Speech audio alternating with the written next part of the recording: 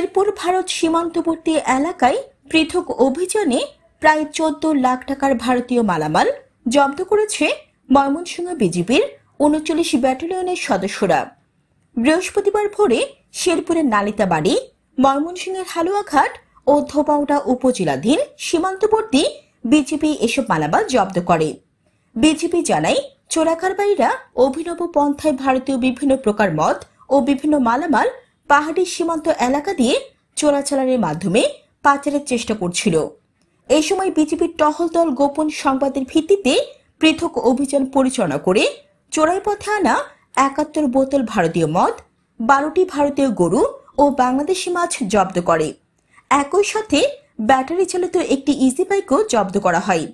জব্দকৃত এসবের মূল্য প্রায় 14 লাখ টাকা।